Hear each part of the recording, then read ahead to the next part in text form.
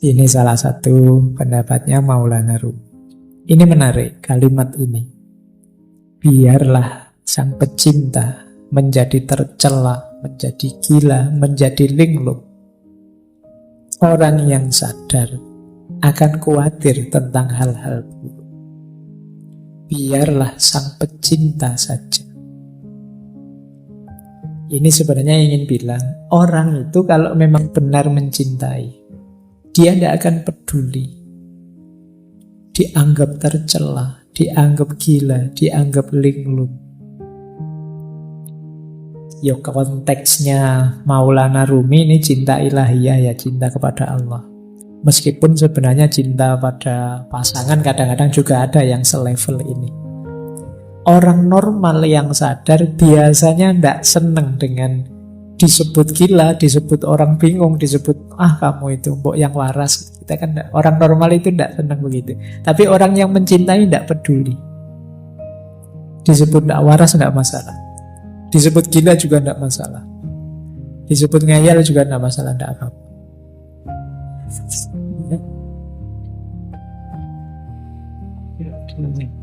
Wow. Oke. Baik, iya. Itu. Oke ya. Yang kesenggol langsung bunyi. Nah, baik, kita lanjutkan. Jadi tidak masalah bagi orang yang mencintai. Biarlah sang pecinta saja. Itu kayak apa ya? Kayak Dylan yang bilang bahwa biar aku saja, kamu tidak akan kuat. Jadi kata yang mencintai begitu. Sudahlah, tidak apa-apa. Untuk yang gila-gila, yang linglung-linglung, tidak apa-apa. Biar aku saja, kamu orang normal tidak akan kuat. Berarti apa? Ya termasuk kegalauan, kegelisahannya, patah hati. Itu bagi seorang pecinta adalah sesuatu yang biasa.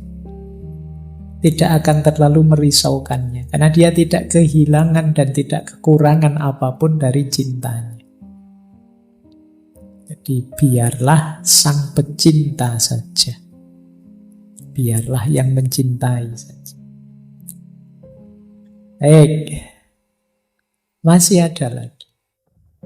Kalau ini bahasa saya, kalau kalian punya kemampuan ini, kalian akan bahagia. Kemampuan menikmati penderitaan. Jadi Rumi kan dikenal dengan tarian Darwis berputarnya. Kata beliau begini, menarilah saat lukamu terbuka. Menarilah saat kamu telah merobek perbannya. Menarilah di tengah pertempuran. Menarilah dalam darah. Dan menarilah pula saat kamu benar-benar bebas. Ini Rumi menceritakan betapa terjalnya jalan cinta itu. Engkau akan terluka berkali-kali, tapi tetaplah menari. Menarilah di tengah pertempuran dan menarilah dalam darahmu. Meskipun pada akhirnya, ketika kamu mampu menikmati segala penderitaan itu, engkau akan benar-benar bebas. Ini diilustrasikan ketika Rumi itu kan pertama kali melakukan tarian yang masyhur sekali. Darwis berputar itu kan ketika beliau sedang sedih, sedang galau, ditinggal gurunya Syekh Samsuddin At-Tabrizi. Ketika beliau sedang ada di sebuah tempatnya pandai besi, mendengarkan besi yang ditempa, diiringi oleh kesedihannya, akhirnya tubuhnya bergerak sendiri. Itu bisa kamu bilang bergerak dalam kesedihan. Tapi kesedihan ini dibawa menari dan dibawa naik menghadap Allah. Maka di antara rumusnya kalian menghadapi kesedihan, menghadapi patah hati itu, kalian akan sangat tangguh kalau bisa sampai di level bisa menikmati kesedihan, bisa menikmati kegalauan. Boleh kamu bikin jargon, galau itu asik. Sedih itu menarik. Banyak karya-karya besar lahir karena kesedihan, karena kegalauan. Sering saya bilang, energinya orang sedih, energinya orang patah hati itu luar biasa. Tinggal kamu mampu atau tidak menikmati dan mengelolanya. Jadi kayak kalian waktu jatuh cinta itu kan energinya juga besar. Tinggal mampu atau tidak kalian mengelolanya. Misalnya orang jatuh cinta itu tiba-tiba jadi puitis. Dikit-dikit nulis puisi. Mbok ya sekalian nulis buku puisi. Lumayan, mumpung kepalamu sedang meledak-ledak, menyala-nyala dengan cinta. Terjemahkan itu dalam kreativitas. Orang jatuh cinta misalnya, itu semangat-semangatnya melayani, membahagiakan yang dicintai. Mbok yo yang dicintai itu mengarahkannya untuk yang produktif, kreatif. Kalau kamu cinta padaku, ayolah kamu lulus semester 7. Kalau kamu cinta padaku, lo ini kan energinya jadi luar biasa. Diarahkan ke yang positif, kreatif gitu loh. Jangan hanya minta yang kecil-kecil, yang sepele-sepele. Kalau cinta padaku, mau neraktir aku, ndak sepele itu. Mintalah yang lebih monumental. Jadi itu yang saya maksud energinya. Karena biasanya ketika yang meminta yang dia cintai, itu dia bisa tenaganya berkali-kali lipat. Kecerdasannya meningkat berkali-kali lipat. Hanya karena ingin membahagiakan yang dicintai. Maka seperti yang disampaikan oleh Rumi ini, menarilah saat lukamu terbuka. Menarilah saat kamu merobek perban. Menarilah di tengah pertempuran. Menarilah dalam darah. Menarilah pula saat engkau benar-benar bebas. Pada puncaknya, cinta akan membuatmu bebas. Yang paling jelas ya bebas dari belenggu ego dirimu sendiri. Orang mencintai itu kan ketika orang yang bisa menaklukkan dirinya sendiri. Baik, saya lanjutkan.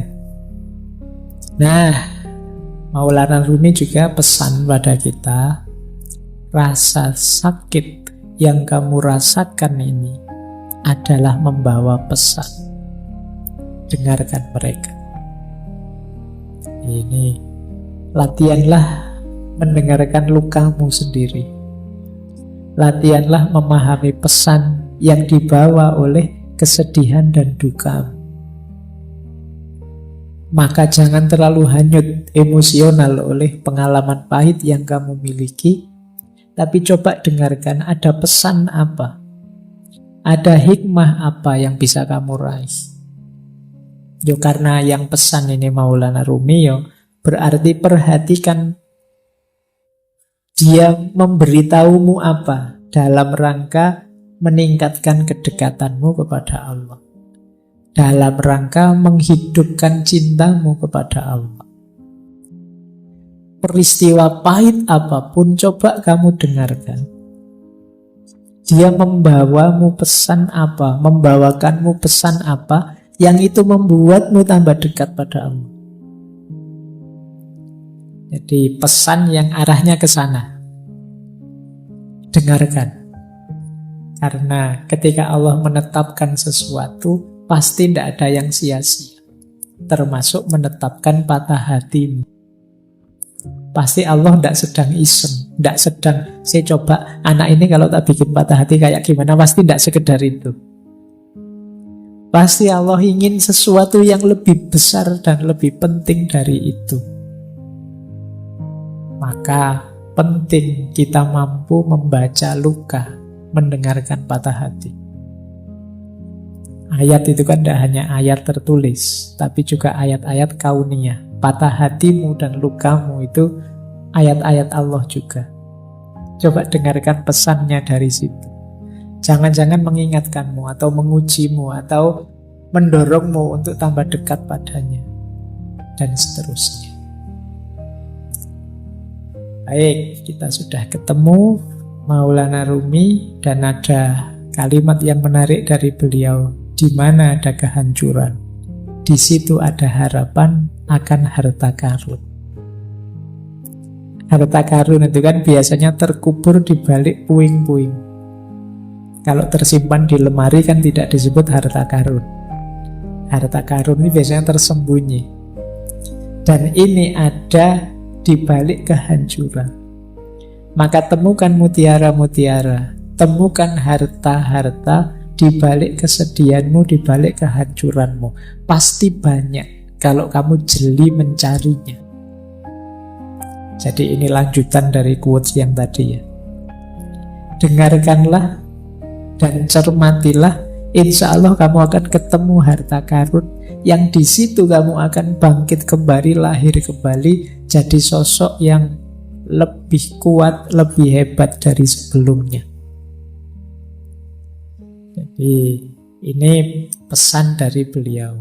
Di mana ada kehancuran, di situ ada harapan akan harta karun. Jadi jangan terlalu lama nangis-nangis sedihnya. Beri waktu tersendiri, tapi kemudian segera move on.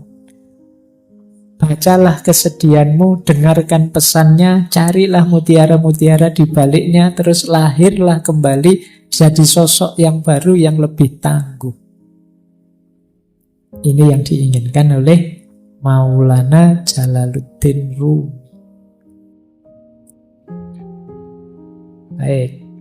Nah, ini tadi hubungannya dengan kesepian ya. Memang kalau kita sedang sakit, kita sedang sedih, itu perlu teman. Tapi seandainya tidak ada teman dan kamu merasa sendirian, jangan merasa kesepian. Seluruh alam semesta ada dalam dirimu. Kalau sekedar ingin cerita, ingin curhat, dalam dirimu lengkap. Ada komponen alam semesta. Jangan merasa sendiri. Wong kamu itu sendirian saja sebenarnya kan sangat ramai. Kalau tidak percaya, kalau kamu di kamar sendirian itu kan, ya memang suaranya tidak ada, wong kamu tidak ngobrol. Tapi pikiranmu kan riuhnya luar biasa. Ramainya luar biasa. Kalau sekarang kadang-kadang tidak hanya pikirannya, mulutnya juga rame, apalagi kalau pas main game. Ya, kamu marah-marah sendiri, mesuh-mesuh dewe, ngamuk-ngamuk dewe. Apalagi pikiranmu itu kan tidak pernah diam. Ketika kamu sadar, ya pikiranmu bunyi terus tentang apa saja. Kamu sebenarnya ramai, jadi tidak perlu merasa kesepian. Seandainya kok dalam kesedihanmu kamu tidak menemukan teman, engkau sendiri cukup. Jangan merasa kesepian. Alam semesta ada dalam dirimu. Nah, ada kalimat menarik dari Rumi yang beliau sampaikan tadi mungkin berat.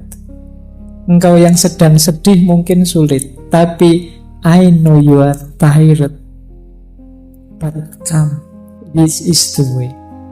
Aku tahu engkau mungkin sangat lelah, berat sekali melaksanakan yang dipesankan tadi. Tapi memang inilah jalannya. Jadi inilah jalan yang berlawanan dengan jalur menuju keputusasaan.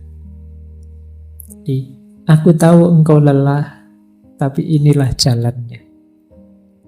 Ayo pelan-pelan kamu tempuh jalan ini.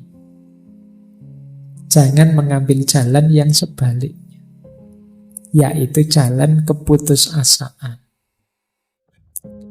Baik, ini dipesankan tadi ya. Sejak awal tadi kan sudah ada banyak tips-tips untuk kita bisa mengatasi rasa sedih dan hati kita yang patah tadi. Paling tidak kita menghindari gol di gawang keputusasaan. Dan memang hanya ini jalannya, kata Maulana Jalaluddin Rumi. Nah, ada satu teori dalam dunia tasawuf. Nanti coba kalian cek ya. Kalian dalam sedih ada di mana? Hubungan kita dengan Allah saat kita menderita. Ada fase confirming, ada fase responsif, ada fase ekstatik. Orang yang ada di fase confirming itu orang yang ketika sedih bisa merasakan hadirnya Allah. Terus dia tenang dan muncul harapan-harapan baru. Nih, ini ada level paling rendah ya tentu saja yang tidak ingat Allah. Ini level awal itu ingat Allah. Jadi sudah ingat Allah.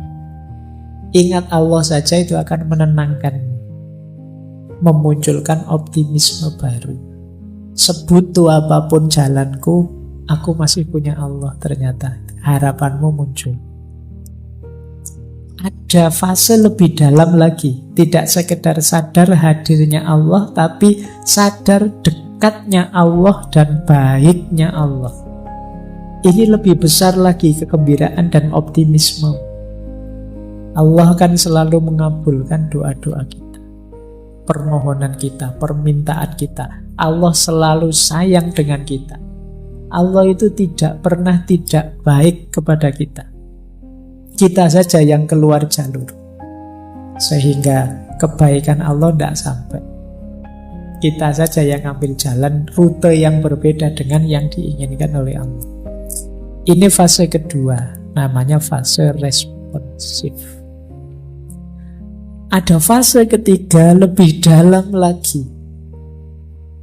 Di fase ketiga ini, kita tidak sekedar merasa dekat dan Allah itu baik, tapi kita sudah intim sama sekali. Kita sudah sangat cinta dengan Allah, sehingga apapun yang diberikan oleh Allah, apakah itu pahit ataukah manis, tidak masalah. Ini namanya fase ekstatik. Nah, dalam kesedihan kita ada di mana? Allah yang hadir dalam diri kita, apakah sekedar confirming, apakah responsif, ataukah sudah ekstatik? Orang yang sudah bisa menikmati kebersamaan dengan Allah adanya di level ekstatik. Orang yang hanya sadar Allah itu ada kok, Gusti Allah ora sare, itu namanya fase confirming. Orang yang sadar bahwa Allah itu tidak sekedar hadir, tapi dia maha baik dan akan mengabulkan semua doa kita, namanya fase responsif. Nah, teman-teman coba dicermati kehadiran Allah dalam diri kita itu seperti apa. Pandangan kita tentang keberadaannya Allah itu ada di mana. Itu menunjukkan level kedekatan dan level hubungan kita dengan Allah. Baik, kita akhiri dengan beberapa tips. Kalau ini agak praktis ya, kalau yang tadi filosofis. Banyak yang tanya ke saya, caranya biar hati tenang itu apa sih, Pak? Dalam penderitaan. Ini saya ambilkan langsung dari beberapa ayat ya. Biar ini seperti ngaji beneran. Ada Al-Qur'annya. Segala apapun dirimu, coba kamu rujuk ayat-ayat ini. Mungkin kamu bisa lebih tenang. Yang pertama surat Al-Insyirah, ayat 5 sampai ayat 6. Yang bunyinya adalah fa inna ma'al usri yusra, inna ma'al usri yusra. Maka sesungguhnya bersama kesulitan itu ada kemudahan. Sesungguhnya bersama kesulitan ada kemudahan. Sesulit apapun hidupmu, sepahit apapun pengalamanmu, tidak usah khawatir. Pasti ada kemudahan. Bahkan ada penafsir, ada mufasir yang mengartikan setiap ada satu kesulitan, Allah akan memberikan dua kemudahan. Ini kan diulang dua kali. Fa inna ma'al usri yusra, inna ma'al usri yusra. Jadi yang pertama, kamu ingat-ingat ini. Allah sendiri yang menjanjikan. Sesungguhnya bersama kesulitan ada kemudahan. Maka jangan putus asa. Pasti ada jalannya, pasti ada kemudahan. Kemudian yang kedua, boleh dilihat surat Ar-Ra'd ayat 28. Tadi sudah kita singgung sedikit ya. Ala bidzikrillahi tatmainnul qulub.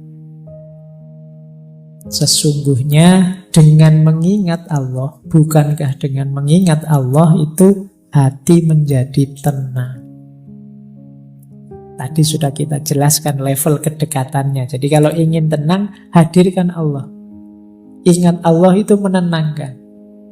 Karena apa sih yang tidak mungkin di hadapan Allah. Terus, yang ketiga, kalau masih ada kebingungan-kebingungan, kekecewaan-kekecewaanmu karena keinginanmu tidak terpenuhi, boleh teman-teman merujuk surat Al-Baqarah ayat 216. Wa asa antakrohu syai'an wa huwa khairul lakum wa asa antuhibbu syai'an wa huwa syarrul lakum wallahu ya'lamu wa antum la ta'lamun. Jadi firman Allah, mungkin saja engkau membenci atau tidak suka sesuatu padahal itu baik untuk. Dan mungkin juga engkau mencintai sesuatu padahal itu buruk buatmu. Allah lebih tahu, sedangkan kalian tidak tahu. Jadi ayat ini mengajarkan kita yang tidak terjadi dari keinginan kita itu tidak selalu nanti sesuatu yang baik untuk kita. Jadi yang kita sukai bisa jadi itu buruk untuk kita. Allah lebih tahu. Jangan terlalu kecewa, jangan putus asa. Kalau cita-citamu gagal, bukan berarti itu ada kebaikan yang lepas. Bisa saja itu tidak terlalu baik untukmu. Allah menetapkan sesuatu itu ya pertimbangannya kasih sayang cintanya pada kita. Pikiran kita terbatas, sulit untuk bisa tahu sampai detail sedalam-dalamnya manfaat dan efeknya sesuatu. Allah lebih tahu. Jadi kalau teman-teman sedang kecewa, sedang galau, keinginannya kok tidak terpenuhi, baca ayat ini. Bisa saja yang aku inginkan, yang tidak terpenuhi itu sesuatu yang aku sukai sih, tapi bisa saja dia buruk untukku. Bisa saja yang aku hindar-hindari ternyata inilah yang baik untukku. Allah tahu, kita yang tidak tahu. Nah, membaca ayat ini mungkin bisa menenangkan kita. Kalau masih ada galau-galaunya, wa idza sa'alaka ibadi anni fa inni qarib ujibu da'watad da'i idza da'ani. Kalau hambaku meminta padaku, sesungguhnya aku dekat. Aku menjawab doa orang yang berdoa saat dia berdoa padaku. Jadi ayat ini menenteramkan kita masih punya Allah dan Allah dekat. Apapun yang aku minta, insya Allah akan dikabulkan. Nah, ini akan menenangkan kita. Yang terakhir surat Ar-Ra'd ayat 24. Salamun alaikum bima sobartum fanikma ubbad-dar.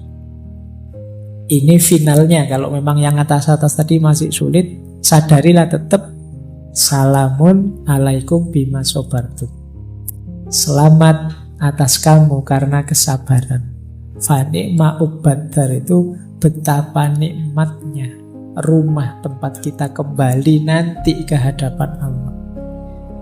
Hidup ini memang banyak ujian, banyak kesulitan, tidak masalah, sabarlah.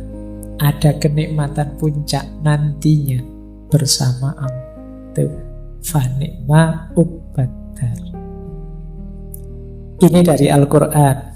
Boleh teman-teman mengambil, ini masyhur sekali. penenang hati, obat hati. Ini sebenarnya nasihatnya Syekh Ibrahim Al-Khawas. Bisa dicek di kitab Risalah Al-Qushairiyah. Kalau di Indonesia sudah jadi lagu terkenal sekali. Dawaul Qalbi Khamsatu Asya'a. Obatnya hati itu ada 5 hal. Qiraatul Quran bitadabbur. Membaca Al-Quran sambil tadabbur, merenungi maknanya. Wa khola'ul batni. Dan perut yang kosong, puasalah. Wa qiyamul laili. Dan sholat malam. Wa tadarru indas sahar. Jadi merenung, tafakur, zikir pada Allah di waktu sahur, sepertiga malam yang terakhir. Yang kelima, wa mujalasatus sholihi. Dan duduk bareng orang-orang yang soleh. Itu menenteramkan hati. Kita zikir tengah malam, kita zikir sepertiga malam, menenteramkan hati. Kita sholat malam, menenteramkan hati. Kita puasa, menenteramkan hati. Membaca Al-Quran sambil tadabbur, menenteramkan hati. Kalau kita kebingungan, apa yang harus saya lakukan? Pikiranku buntu, sedang stres-stresnya, frustasi-frustasinya. Pilih satu di antara 5 atau lakukan 5-5-nya. Paling tidak kalau kita puasa, kita tidak mikir kegalauan kita lagi, mikir laparnya. Oh itu kan kita, aduh kapan buka puasa ya, habis kamu tidak mikir yang-yangan lagi, terus mikir poso. Makanya kata Rasulullah itu anak-anak muda yang sudah ingin nikah tapi tidak kuat nikah, puasa saja. Puasa bisa jadi benteng. Baik, ini tidak saya jelaskan ya. Dulu ini saya ingat pernah saya jelaskan waktu sesinya Sunan Bonang. Baik, saya tambah satu lagi. Doa. Mungkin teman-teman butuh praktis doa untuk menenangkan hati. Ada banyak doa yang bisa kita baca saat kita sedang galau. Yang pertama, usahakan nanti kalau berdoa ngerti maknanya ya, biar lebih mantap. Doa ini doa anti kesedihan. Yang pertama ini ya, anti males, anti utang. Langsung dari Rasulullah.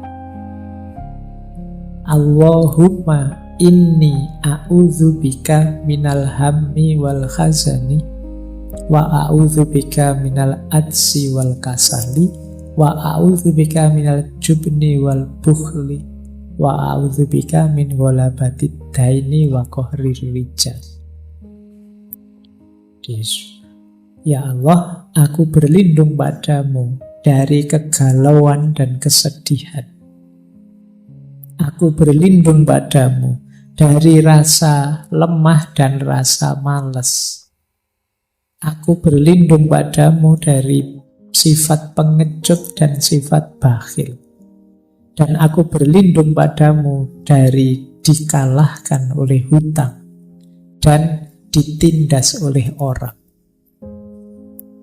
Boleh teman-teman berdoa dengan kalimat ini. Atau yang kedua, ini doa minta tenang. Allahumma inni as'aluka nafsan bika mutmainnatan tu'minu biliqa'ika wa tardo biqada'ika wa taqna'u bi'ata'ika.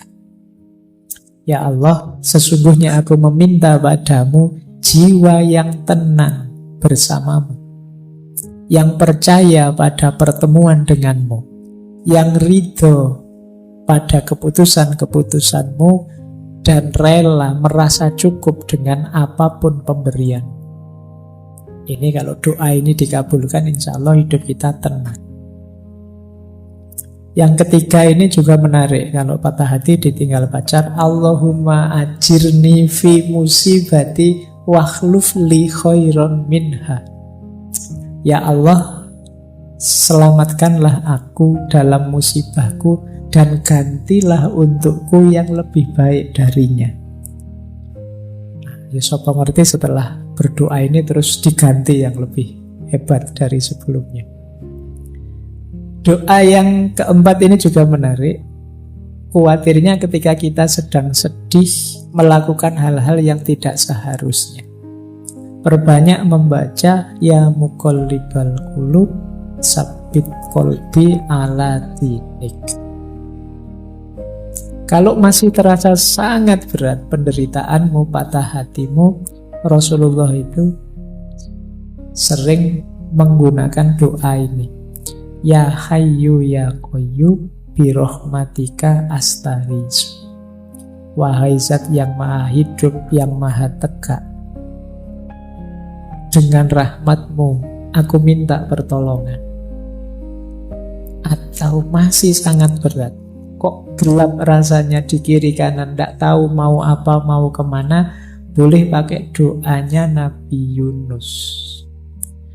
Nabi Yunus itu kan mendapat ujian maha berat sampai ditelan oleh di laut.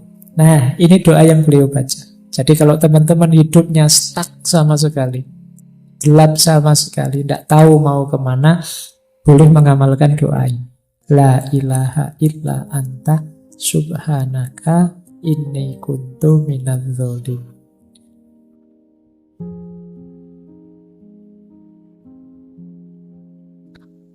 Oke, langsung saja karena waktunya sudah agak telat. Ini mirip minggu lalu. Ya karena memang ini cuma kita pindah ke sayap sebelah saja. Ketakutan itu maksudnya ihwal rasa takut ya, bukan bahasa Jawa keweden. Jadi ketakutan itu rasa kamu tidak nyaman, kamu membayangkan nanti akan ada hasil yang jelek di depan. Kebalikannya harapan. Kalau harapan kamu membayangkan ada yang baik di depan. Makanya karena ada yang baik terus kamu ngegas. Kalau ini kebalikannya, karena ada yang mengerikan di depan, membahayakan di depan, terus kamu ngerem. Nah, remnya namanya takut. Dan sama kayak harapan, ketakutan itu part of life, part of human experience, manusiawi. Sangat wajar orang itu takut. Justru kalau ada orang bilang, saya tidak punya takut terhadap apapun, tidak manusiawi. Ya tetap adalah yang kamu takuti. Ya paling tidak, kamu yang bilang saya tidak takut sama apapun, ya kamu takut dianggap tidak takut. Jadi tidak ada orang yang tidak takut apa-apa. Dan tidak perlu kamu galau kalau kamu punya ketakutan. Kamu akui atau tidak, kan kamu kadang gelisah, kadang sumpek, kadang merasa galau, kadang itu kan sebenarnya kenapa semua itu muncul. Kamu ada ketakutan-ketakutan, ya kan? Takut besok jadi apa, takut kejelekanmu yang lama terulang lagi atau ketahuan orang, takut, selalu ada ketakutan-ketakutan. Di balik semua masalah, di balik semua kekacauan hari ini di level sosial, politik, budaya, di situ ada ketakutan-ketakutan yang tersembunyi. Mungkin orang takut jagonya kalah, mungkin orang takut nama baiknya hancur, mungkin orang takut organisasinya runtuh, mungkin orang takut terus orang bereaksi. Jadi tidak apa-apa, takut itu manusiawi. Oke, tadi berangkat ke sini hujan-hujan kan kamu terus mikir ini hujan apa enggak ya, berangkat apa enggak ya. Kenapa kok kamu nggak berani hujan-hujan? Alah, hujan cuma air kok. Lu enggak masalah airnya. Ada setelah itu yang ditakuti, setelah kena air itu loh, mungkin pileknya, mungkin gregesnya, mungkin. Jadi itu jangan-jangan ya ketakutan. Oke, kamu yang duduk di depan apa duduk di belakang apa yang nyari sendenan itu kan kalau di Uber itu ya ono ketakutan-ketakutannya.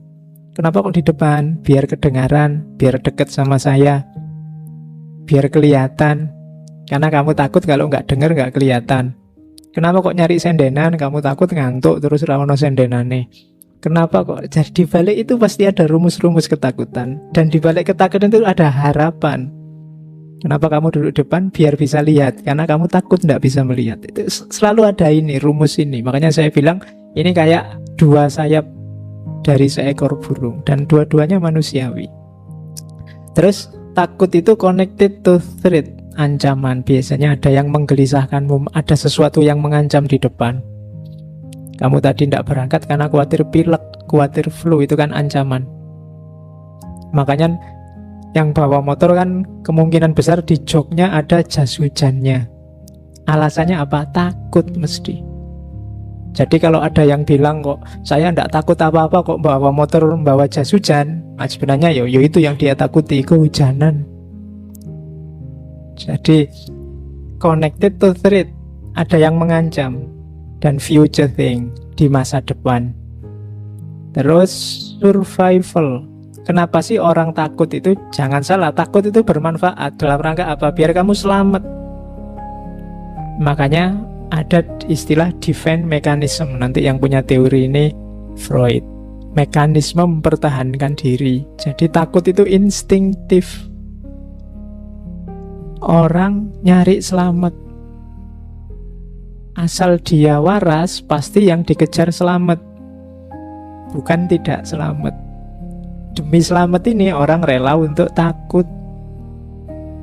Jadi rumusnya itu. Dan eksistensial.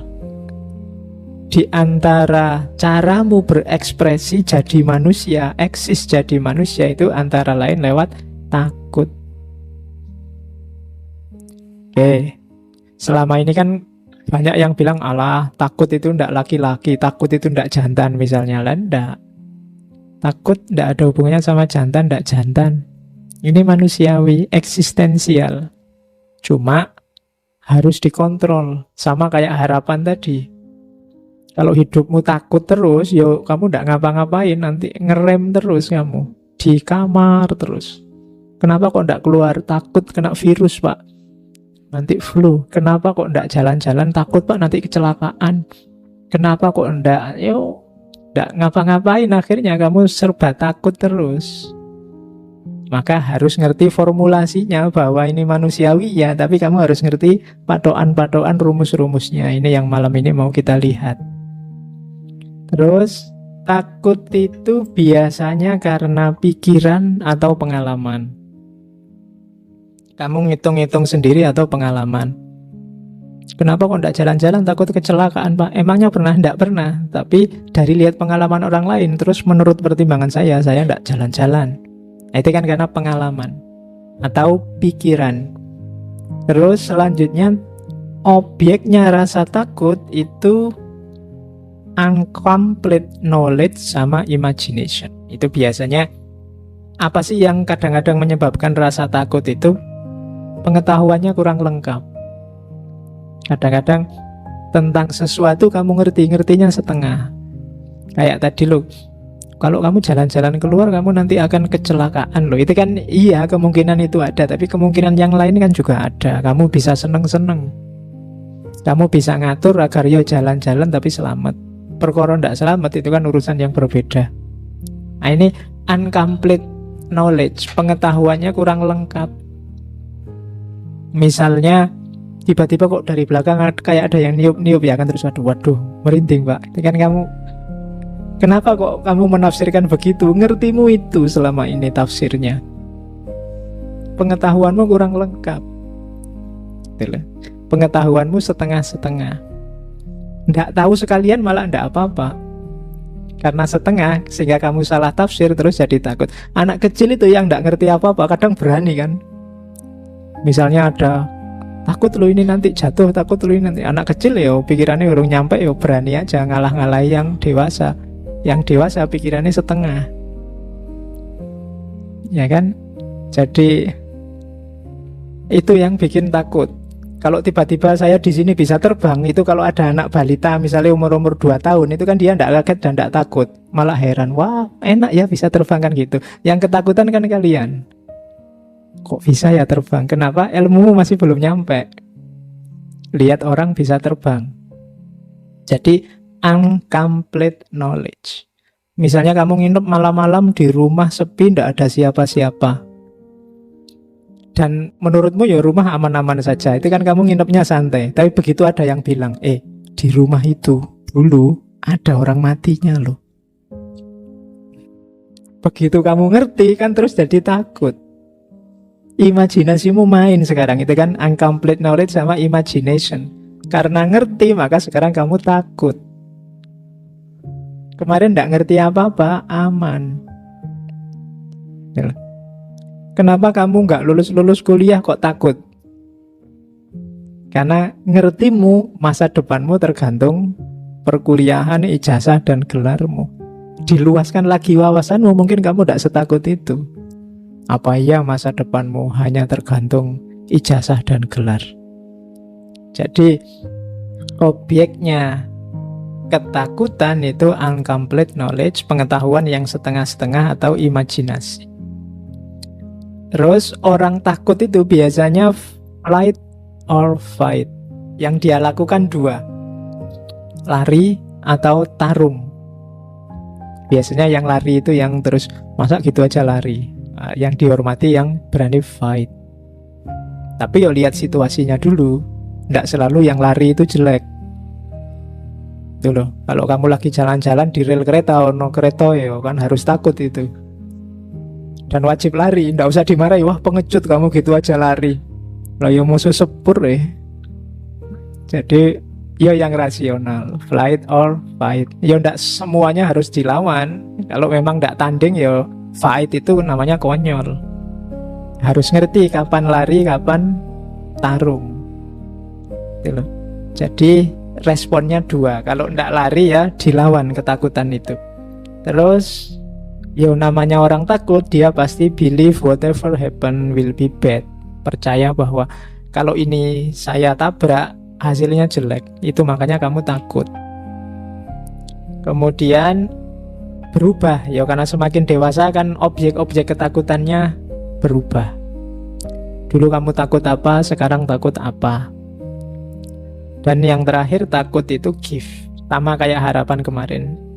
Bersyukurlah Allah masih memberimu rasa takut. Nggak sembarangan orang. Banyak loh orang yang kan di Jawa itu ada istilah gak duwe wedi. Jadi nggak punya rasa takut itu juga bahaya. Harus punya rem.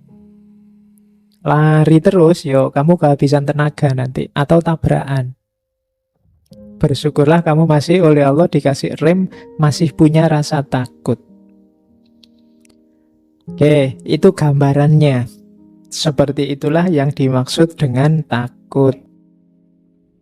Manifestasinya, ya ada yang kelihatan, ada yang enggak. Cuma dalam dirimu yang merasa takut itu biasanya muncul hal-hal itu. Yang pertama tension. Tension itu tegang. Kalau kamu takut kan terus tegang. Kadang-kadang deg-degan. Yang tadi nginep malam-malam di rumah yang sepi sendiri itu kan nggak ada apa-apa, ada angin aja kamu langsung deg-degan. Nonton film horor aja kamu bolak-balik tegang, teriak-teriak, itu kan deg-degan. Padahal kamu tahu itu cuma film. Iya, nonton film horor direwangi merem segala, takut melihat hantunya. Lo ya jangan nonton film horor. Masa takut lihat hantu kok nonton film horor? Orang takut itu tension. Jadi mengalami ketegangan dalam dirinya. Biasanya berkeringat dingin, jantungnya berdebar-debar, itu tension. Kemudian yang kedua ragu-ragu, doubt. Ini maju apa mundur, dilanjutkan apa berhenti saja, itu kan ragu-ragu. Itu biasanya orang yang ada yang dikhawatirkan. Enaknya saya ngapain ya, kok ragu-ragu ya mau ke situ. Keraguanmu itu menunjukkan ada yang kamu takuti. Mau saya tembak apa tidak ini? Kok nek tak tembak pasti kamu takut. Kenapa kamu ragu-ragu? Takut ditolak, atau takut dimarahi, takut dianggap tidak tahu diri. Itu kan ada keraguan menunjukkan sebenarnya kamu sedang takut. Kalau itu pasti anxiety and worry. Cemas dan worry ya takut. Worry itu takut atas dasar kognisi. Jadi takut yang ada rasionya, ada alasannya, itu worry. Kalau anxiety itu kebalikannya, cemas yang cemas saja, kadang-kadang tidak rasional. Itu anxiety. Makanya ada penyakit namanya anxiety disorder. Anxiety disorder itu gangguan kecemasan. Misalnya kalian tiap hari dengar orang kena stroke, dengar orang sakit jantung misalnya, tiba-tiba kamu pusing terus, waduh, jangan-jangan stroke ini, wah jangan-jangan, itu anxiety disorder. Waduh, ini jantung, ini deg-deg, akhirnya kamu ke UGD, dokternya bingung, kok ke UGD enggak apa-apa mas, cukup dengan Paramek beres sampean. Misalnya. Justru nanti penyakitnya jadinya ya anxiety disorder itu, kamu harus ke psikiater kalau gitu terus-terusan. Cemas terus. Gitu. Kamu gatel aja, wah jangan-jangan kanker kulit ini. Wah, apa wae kamu lebih-lebihkan. Itu gejala kecemasan. Oke, kalau kamu ngalami kayak gini harus ke psikiater. Itu harus disembuhkan. Yang kena bagian tertentu dari otakmu. Jadi opo-opo digeneralisir, didramatisir seolah-olah kamu parah.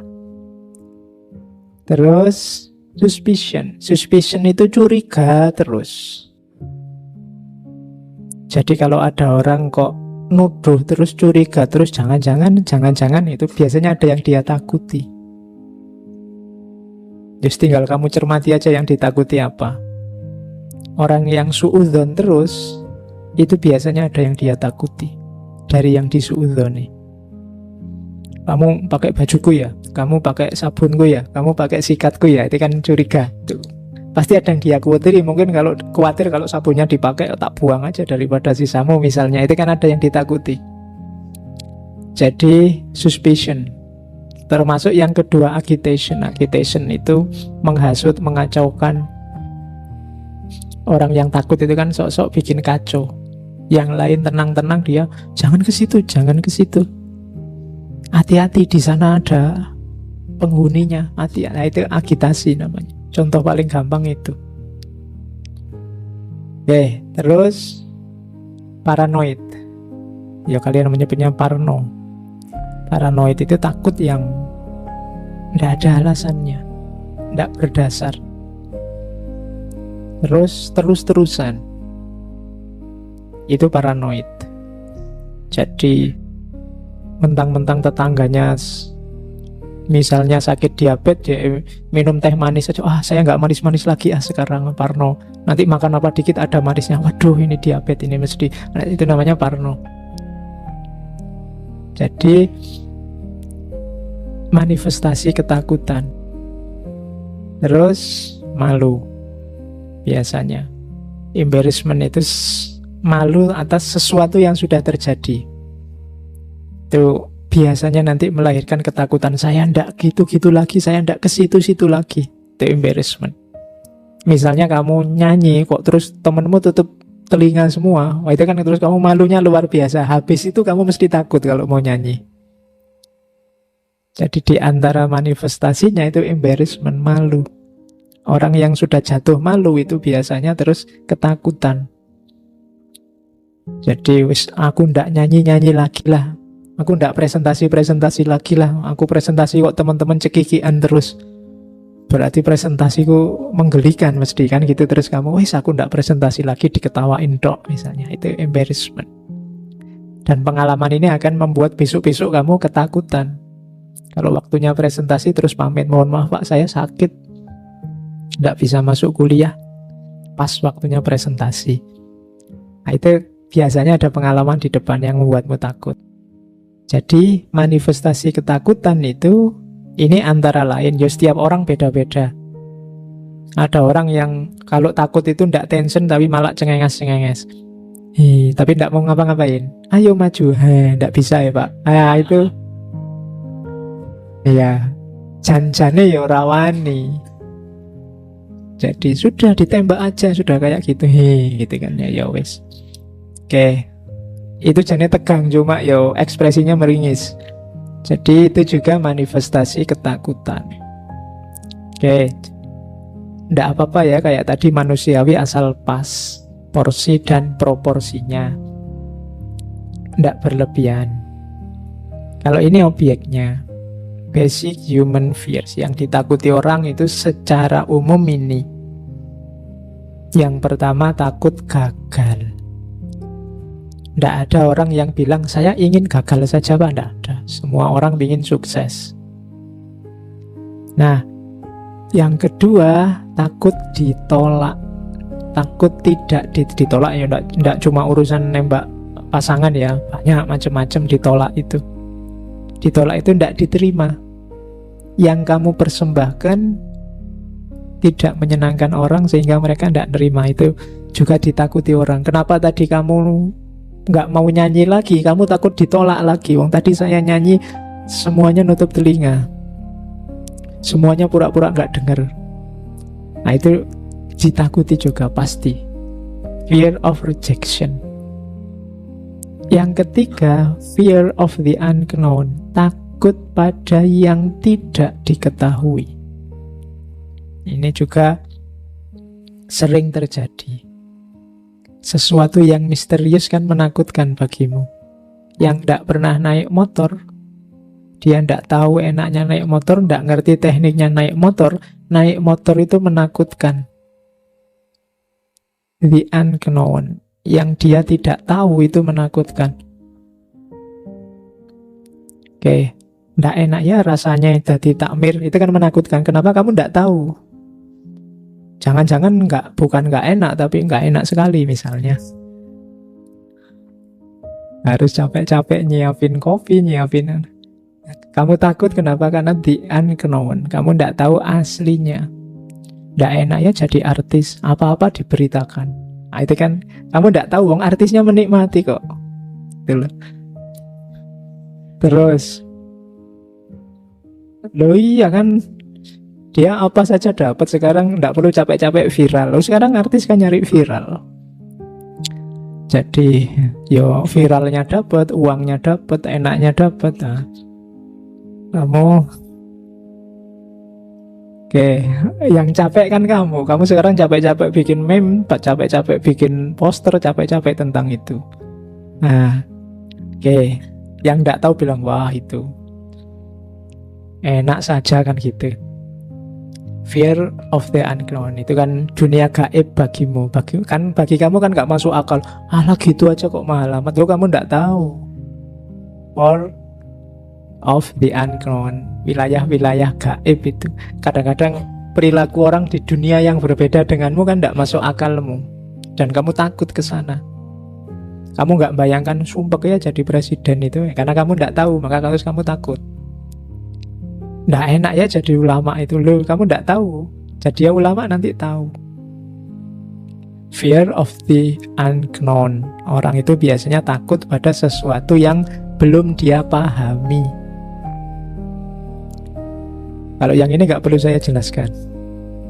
Takut mati. Ya, iya. Jadi mati itu menakutkan. Sebenarnya mati itu sama kayak atasnya. Fear of the unknown. Mati itu kan misterius. Kamu nggak tahu besok setelah mati ada apa, kan gitu. Wong yo yang mati ndak ada yang kembali. Ada nggak ya yang punya ide nanti habis makamkan siapa dikasih CCTV gitu, dilihat di laptopnya biar tidak lagi unknown. Tapi ya ndak mungkin ketemu. Kenapa? Karena barangnya memang gaib. Barang gaib ya ndak mungkin kelihatan. Jadi orang takut mati itu wajar. Basic human fears. Ndak apa-apa. Asal efek dari takut mati itu positif. Karena kamu sadar bahwa kamu akan mati, apa yang kamu lakukan itu kan selanjutnya itu. Oke, nanti dijelaskan ini antara lain oleh Heidegger, nanti di belakang ada. Fear of isolation. Nggak punya teman, sendirian, terasing, itu orang juga takut. Menyendiri-menyendirinya orang, dia tetap butuh orang lain. Sendiri 100% itu nggak mungkin. Kalau nggak percaya kamu yang merasa, saya introvert loh Pak, nggak butuh orang lain, tinggallah di hutan, kamu ya stres. Nggak bisa, orang butuh orang lain. Dia takut kalau nggak ada siapapun. Kemudian Yang terakhir, takut kehilangan dirinya, takut tidak eksis, takut tidak dianggap, takut tidak jadi dirinya sendiri. Nah, ini fear of loss of self, kehilangan diri, kehilangan kesadaran hidup, atau menjalani hidup yang tidak bermakna. Itu orang takut. Kamu ada atau tidak, aku tidak peduli. Itu orang tidak mau digituin. Orang takut kehilangan dirinya. Ini basic human fears. Ini dasar yang orang pasti takut menghadapi ini. Meskipun formatnya beda-beda. Nah, ini yang tadi saya bilang, takut itu wajar, cuma takut yang sehat dan takut yang rasional, masuk akal. Takut yang sehat itu takut yang menghasilkan perjuangan, takut yang wajar menghasilkan kebaikan, itu takut yang sehat. Ada takut yang tidak sehat. Takut yang tidak sehat itu ya buahnya jelek, hasilnya rusak. Mungkin kamu keras pada orang lain, akhirnya kamu menyiksa orang lain, menyakiti orang lain gara-gara ketakutanmu. Takut jagomu kalah, terus kamu merendah-rendahkan orang lain, mencaci maki orang lain, menganggap semua yang dari yang kamu takuti itu jadi jelek dan seterusnya. Itu namanya ketakutan yang tidak sehat. Bahwa orang takut jagonya kalah itu wajar. Tapi takut itu membawa kemana, itu nanti yang akan menilai apakah ketakutan itu sehat atau tidak sehat. Jadi kalian boleh takut, tapi tetap yang sehat. Takut mati menghasilkan kesadaran untuk lebih dekat sama Allah, itu kan sehat. Takut tidak eksis membuat kamu sungguh-sungguh berjuang agar diakui di tengah masyarakatmu, itu kan takut yang sehat. Jadi usahakan kalian takut, tapi takut yang sehat, bukan takut yang tidak sehat. Yang kedua, takut yang rasional. Saya mau bantu tetangga sebelah, Pak, tapi saya takut ya, Pak. Nah, itu tidak rasional. Bantu orang kok takut. Jadi takutnya yang rasional. Yang tadi saya sebut, ketakutan-ketakutan dasar, itu kan masuk akal orang takut. Takut mati, takut itu kan. Saya mau nembak, Pak, tapi saya takut kalau diterima gimana? Itu tidak rasional. Ya, itu kan tidak masuk akal, tidak diterima. Jadi saya takut ya, Pak, takut bahagia saya itu. Beliau nggak ono takut kok, takut bahagia. Itu tidak masuk akal, tidak rasional. Jadi ya jadi manusia yang normal sajalah. Jadi yang ditakuti yang memang menakutkan. Kalau ada yang tidak menakutkan kok kamu takuti, itu kalau secara psikologi kadang disebut fobia. Fobia itu ketakutan yang tidak rasional. Kan ada kadang-kadang orang itu fobia terhadap bulu-bulu. Kalau ada baju-baju ada bulunya, dia gemeteran, dia kayak orang lihat hantu. Ada orang karena takut pada ular, terus segala yang mirip ular dia takut, fobia. Sabuk yang melingkar-lingkar dia takut, apa yang melingkar, itu sudah perlu psikiater. Jadi kalau ada yang takut kok tidak rasional, apalagi berlebihan, itu nanti namanya fobia. Saya tidak tahu di sini ada yang fobia apa tidak. Fobia itu objeknya tidak rasional. Kalau bagi orang lain itu biasa-biasa. Misalnya saya tadi membawa saya takut sekali, Pak, sama pulpen ini, gemeteran saya kalau ada pulpen ini. Nah, itu kamu perlu psikiater. Oke. Terus jadi ini kategori-kategorinya. Nah, takut itu nanti ada teori. Seperti saya bilang tadi, sebenarnya ketakutan itu kuncinya ada pada pikiran.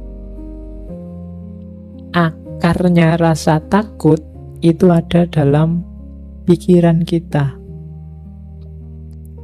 Jadi takut itu kan ketika ada sesuatu yang kamu pastikan dia membahayakanmu, sehingga harus kamu hindari jauh-jauh. Kamu menganggap bahwa sesuatu itu sangat berpengaruh dalam hidup, bisa mengganggumu. Nah, itu kan adanya dalam pikiran. Kamu takut tidak punya uang. Kenapa? Karena menurutmu uang itu sangat penting. Kamu takut tidak punya pekerjaan, karena menurutmu pekerjaan itu mutlak. Karir yang sesuai yang kamu inginkan itu harus. Kamu takut, apalagi macam-macam, mungkin termasuk pasangan. Itu kan adanya di pikiran. Jadi sumber ketakutan itu adanya di pikiran. Padahal kalau versi Buddhisme, segala sesuatu itu sebenarnya hakikatnya netral. Kalau pakai bahasa Buddhisme dia kosong.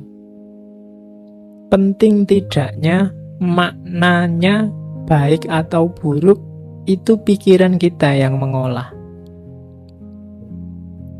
Ngaji ini penting atau tidak, itu tidak ada di ngaji ini sendiri, tapi dalam gagasan kita, pikiran kita tentang ngaji ini.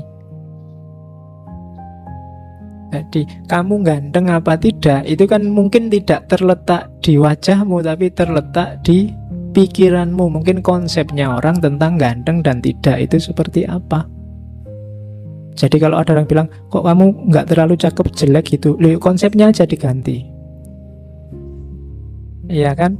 Mungkin selama ini yang disebut ganteng itu yang hidungnya mancung, kulitnya putih, wajahnya agak kebulean gimana, itu ya tinggi besar. Loh, itu kan konsep yang ada di kepalamu. Kalau ingin bahwa ganteng itu kamu, gantian konsepnya. Itu kan konsepnya Bapak. Kalau menurut saya ganteng itu yang kecil, pesek, kemudian rambutnya keriting, ya kan adanya di pikiran. Cantik juga begitu. Menyenangkan atau tidak juga begitu. Bahkan penting atau tidak juga begitu. Kuncinya di pikiran. Termasuk ketakutan. Gitu. Hujan itu cuma air. Dia jadi membahayakan atau tidak, itu ya konstruksi berpikirmu yang menanggapi hujan. Tsunami ya tsunami aja, dia peristiwa alam. Kamu tanggapi dia jadi azab, apa dia itu adalah ujian, apa dia itu. Loh, itu kan pikiranmu yang menanggapi, yang membaca, yang membunyikan. Jadi hidupmu itu maknanya ada di pikiranmu. Harapan-harapanmu dan ketakutan-ketakutanmu adanya di pikiranmu. Maka berpikirlah yang sehat. Kuncinya hidupmu itu ada di pikiran. Hidup bahagia itu, Pak, uang banyak, istri cantik, rumah besar. Lah, itu kan versi yang ada di kepalamu sekarang. Ada loh justru orang yang merumuskan hidup bahagia itu tidak punya apa-apa, tidak terikat apa-apa, tidak tergantung apapun, hidup bebas. Loh, ada yang begitu. Dari mana itu muncul? Di pikirannya. Jadi termasuk rasa takut itu kuncinya ada di berpikir. Kalau kamu berpikirnya salah, ya lahirlah ketakutan-ketakutan yang tidak rasional tadi. Jadi maka aturlah cara berpikirmu. Tanggapi segalanya secara sehat. Awas keliru. Gitu loh. Jadi teori pertama itu, rasa takut itu hubungannya dengan pikiran. Terus makanya menyikapi ketakutan antara lain bisa kalian lakukan ini. Yang pertama, sadari. Tidak apa-apa orang takut itu alami. Kayak yang kedua, sadari kamu itu takut apa. Coba kamu inventarisir yang kamu takuti apa. Ini kok pekerjaan tidak selesai-selesai, aku ini takut apa sih? Takut capek? Takut kehabisan waktu? Takut apa? Banyak orang bilang sholat malam itu manfaatnya besar. Kok aku males sholat ya? Kok bangun rasanya kok ogah-ogahan?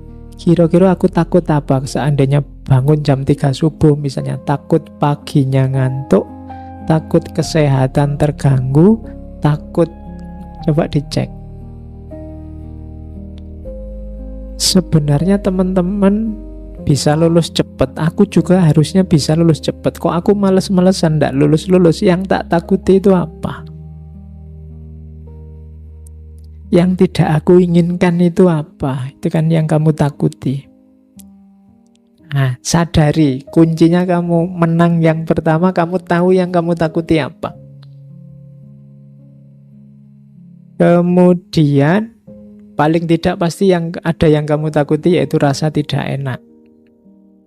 Kenapa kok ndak tekun baca buku? Mungkin karena baca buku itu ndak enak. Lebih enak baca HP misalnya. Itu kan yang penting kamu jelas sekarang yang kamu takuti itu apa. Yang pertama itu sadari, terus ingatkan bahwa itu alami. Sejak kemarin saya wanti-wanti jangan suka marah-marah sama dirimu sendiri. Ingatkan bahwa oh ya, alami rasa takut ini, tapi ini tidak terlalu bagus kalau dibiarkan. Jadi tidak harus dirimu dimarahi. Terus persiapkan diri, pelajari rasa takutmu dan hadapi, fight tadi. Bertarunglah. Kalau memang tadi misalnya ya kamu males bangun malam karena takut paginya ngantuk, sekarang dihadapi, disiapkan, dipelajari. Oh, biar paginya ndak ngantuk tapi tetap bangun malam apa? Biar lulus cepet, suka baca buku tapi menikmati buku, tidak tersiksa karena buku apa? Itu namanya menyiapkan diri, melawan ketakutanmu tadi. Ya mungkin baca bukunya sambil disandingi kopi. Kalau masih kurang ya ditambah gorengan, kalau masih kurang tambah Indomie, masih kurang lagi tambah apa. Itu jadi bacanya enak karena sandingannya oke. Kok setiap kali baca ngantuk, Pak? Oh ya kalau gitu ya tidur dulu baru baca. Ya setiap baca ngantuk lagi, Pak, ya tidur terus. Nah, lah ya gimana lagi, Wong? Bisamu itu, jadi hadapi. Oke. Yo kalau sudah dihadapi pasti kamu menang. Dan diingat-ingat jangan lakukan segala hal yang tidak alami. Tipuan-tipuan, manipulasi-manipulasi itu ndak alami. Kalau ndak alami biasanya nambah masalah. Misalnya tadi kamu ndak lulus-lulus, Pak, ujian, bolak-balik ikut ujian juga ndak lulus. Biar besok lulus aku tak nyontek, itu ndak alami, manipulasi. Bisa nambah masalah baru. Nembak kok ditolak, saya takut ditolak lagi, Pak. Enaknya yo poneng dukun apa yo misalnya.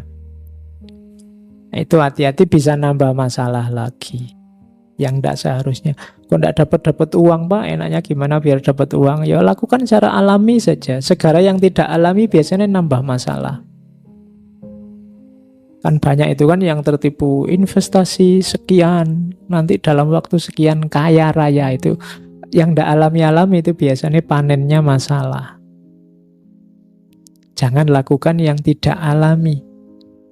Taklukkan ketakutanmu secara natural saja, dikalkulasi yang rasional.